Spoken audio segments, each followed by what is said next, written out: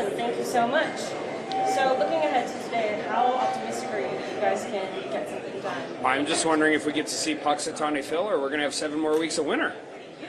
Fair, absolutely. No, listen, we've got 7 guys up there, 8 guys up there. They all did a great job last night, but let's be clear, this just gets us into the minefield.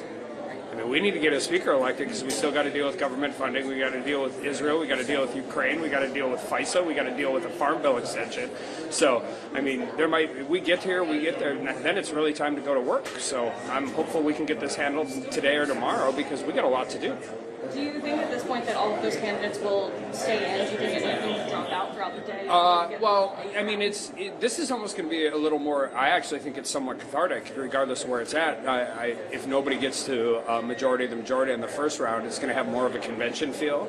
Lowest goes out, and then you keep going, and that might be helpful. What we've tried before hasn't been working really well, so we're going to get there. And then I think all of them have learned from what's happened in the last couple of weeks. I mean, if you win with a bare majority, you're probably going to stay in the room and figure out if you can go to the floor and get 217 votes so we don't all go up there and step on a rake again. Do you have any concerns with the public endorsement aspect of this? Do you have any concerns with the public endorsement aspect some members have taken is going to stop members from supporting the overall? No, I mean, I haven't followed them all closely, but I think it's really clear when you read those types of things. It's if you're supporting somebody and not against somebody else, there's a big distinction between those two things. And right now, I think everybody in there has done a great job, and we'll see how it goes. Is there any one candidate you're gravitating towards? I have a lot of friends with those guys, but yeah, I mean, there's one I'm gravitating for, but that's why I like Secret Conference. We get to keep it that way. I was pretty out front in support of my friend Jim Jordan, and I'm going to let these guys use their guys to run this stuff.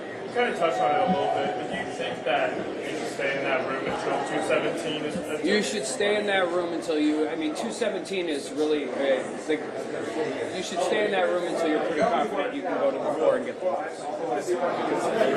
Perfect if things gotten better as you kept that way. Nothing about this has gotten better, and anybody who says it's getting better that's just not true. The American people need a Republican voice in Congress, and they haven't had one in 2 weeks. And anyway, this isn't a messaging problem. We have to figure this out, and we have to get out there and get it worked on. Thank you all. Thank you.